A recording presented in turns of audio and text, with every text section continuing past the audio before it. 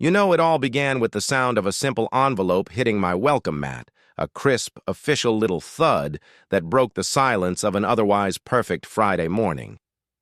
Little fines, phony violation notices, empty threats, and then one afternoon, these so-called enforcement officers showed up right at my front door, badges flashing, voices firm, eyes dead serious. They claimed I'd violated HOA regulations and was actually under arrest. But what they didn't know, what they absolutely failed to check, was that they were trying to lock up a federal air marshal. Yeah, I know it's one of those stories that sounds like bad fiction, but I promise you, every bit of this happened. They just tried to mess with the wrong guy, and believe me, it was glorious watching them realize it. Before we dive into the whole disaster, drop a comment below and tell me what country you're watching from. I'm genuinely curious to see how far this particular brand of neighborhood madness travels. Okay, let me rewind for a second. The woman at the center of this whole storm was Brenda Vance, the reigning president of Whisper Creek Estates, HOA. Brenda was built on control, thriving on it like some tiny, self-appointed dictator with a clipboard and a permanent gold watch glinting on her wrist. She didn't just enforce the existing rules, no. Brenda went deeper. When her rulebook ran dry, she simply invented new ones, just to keep that feeling of power alive. The first time I saw her, I felt that gut-level warning, that instinctive knot telling me this woman is trouble, and it started small, so innocently small. A heavy linen envelope arrived, sealed with a fake gold foil stamp of the Whisper Creek logo across the top. Inside was a letter beginning with, "Dear homeowner, you must immediately register your property with Whisper Creek Estates HOA and comply with all community guidelines, including quarterly dues and maintenance fees." I couldn't help it. I actually laughed out loud right there in my kitchen. Must? Seriously? I had bought my home, a great little ranch, specifically because it sat squarely outside any HOA jurisdiction. I checked the deeds, I checked the boundary lines, I triple-checked the easements. Freedom from arbitrary power was literally part of the closing appeal. But then I flipped to the second page and the laughter died. A flat $300 fine for failure to maintain property aesthetics. I stepped out onto the porch, looked around at my freshly cut lawn, my driveway that I had literally scrubbed clean the day before, and my polished, jet-black Ford truck gleaming in the early morning sun. And I tossed the whole notice, envelope and all, straight into the recycling bin. They were wasting paper. But they kept coming, you see. One notice arrived, then two, then three. By the end of that first week, my mailbox was stuffed, I mean physically stuffed, with bogus citations. $120 for unauthorized exterior modifications. Nothing had changed, not a single window shade. $180 for excessive nighttime noise. I worked the red-eye shift. The house is silent from 10 p.m. until noon, the quietest house on the block, period. And then $220 for failure to submit landscaping blueprints. I didn't even know what a landscaping blueprint was. It wasn't about enforcement anymore. This was a psychological test. Brenda wasn't trying to regulate me. She was testing me, pushing to see how far I'd been before I broke, before I caved and just paid the ridiculous tax to make her go away. So naturally, I ignored every single notice just as a matter of principle. That's when she decided to show up in person. I opened my door one morning, still on my coffee, and there she stood, blocking the end of my driveway, clipboard in hand. That gold watch flashing like a warning signal, that sickening predator's smile pasted across her face. "Oh, good," she purred, clicking her pen. "I was hoping to catch you before you went out. Something I can help you with, Brenda?" I asked, leaning casually against the open driver's door of my truck, making myself look big and immovable. She plucked a paper from her stack, crisp and official-looking. "Just a friendly reminder, Jake. You still have outstanding violations. We need those resolved immediately." I kept my voice flat, totally devoid of emotion. "I'm not part of your HOA, Brenda. You know that. My property is outside your boundary." Her smile never faltered, which was the truly creepy part. Whisper Creek Estates has expectations for its surroundings. "Everyone contributes to the overall property value, Jake. We just need compliance." I gave a humorless laugh, a quick little snort. "I don't answer to you, or your HOA, or your expectations. Stop stuffing my mailbox with those transparent lies. Her jaw tightened visibly.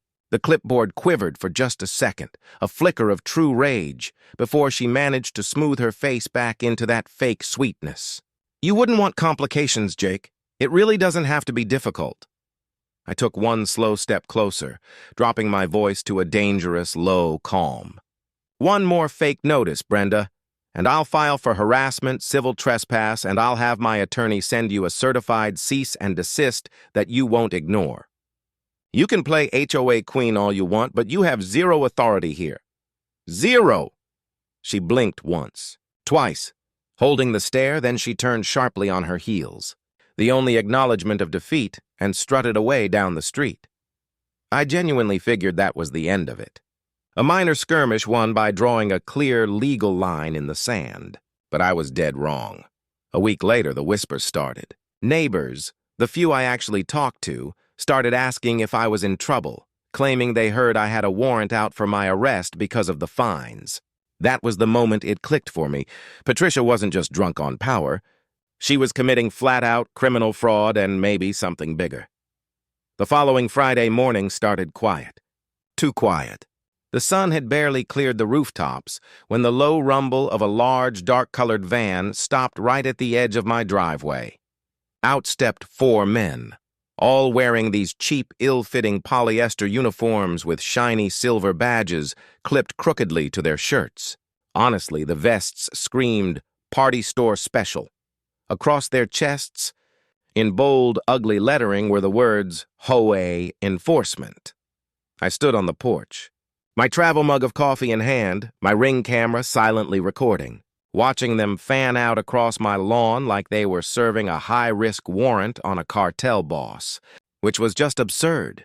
The tallest one, clearly the leader, barked, "Are you the homeowner of 404 Sentinel Way?" I didn't move. I just stood there taking a slow sip. Who wants to know? He straightened up, puffing his chest out. "We're with the Whisper Creek Estates Enforcement Team. You are in violation of multiple community codes, and there is an active warrant for your arrest for non-compliance." My brow lifted, just slightly. A warrant? The shorter clipboard guy beside him nodded nervously, gripping his binder like it might actually shield him from reality. "You've ignored too many citations, sir. We are authorized to take you into custody for sustained non-compliance." I took a slow, deliberate sip of my coffee, letting the steam rise between us, letting the silence hang. "Is that so?" "Yes, sir," the tall one repeated, trying to sound firm. "Failure to comply will result in forced detainment." I smiled, a real smile this time, but it wasn't friendly. It was professional.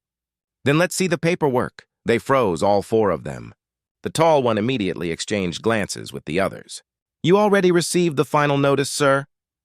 "Not good enough," I said, pushing off the doorframe and taking a step down. "You are claiming legal arrest authority.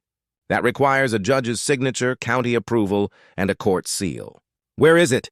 The third guy, clearly the most nervous, blurted out, "The HOA board issued it themselves." I couldn't help but let out a quiet, cynical laugh. "Since when does a homeowners association issue arrest warrants?" "Last I checked, Brenda Vance isn't a Superior Court judge." The tall one's jaw twitched. He knew the jig was up, but he had to maintain the charade. "Sir, please don't make this harder than it has to be." I took one more step closer, my tone dropping to that low, calm, controlled register I use when things are about to go sideways. The one that tells people I'm not playing. You boys have absolutely no idea what you have just walked into. Then I reached inside my lightweight jacket, pulled out the simple gold and blue shield, and held it up between 2 fingers where the morning light hit it perfectly. United States Air Marshal Service. The color drained from their faces instantly. It was like watching a time-lapse of 4 egos collapsing. The tall one took a noticeable step back. The clipboard guy started actually shaking.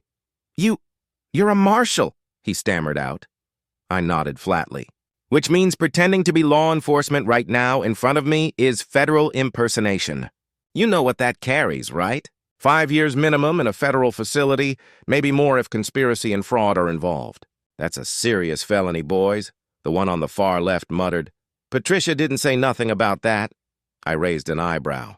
"Patricia sent you." None of them answered, but the silence, the sheer panic in their eyes, said more than enough. "Drop your fake badges, now!" They hesitated for half a second. Then the tall one ripped his shiny, cheap badge off his shirt and threw it on the ground. The others followed suit, mumbling apologies and scrambling backward toward their rental van.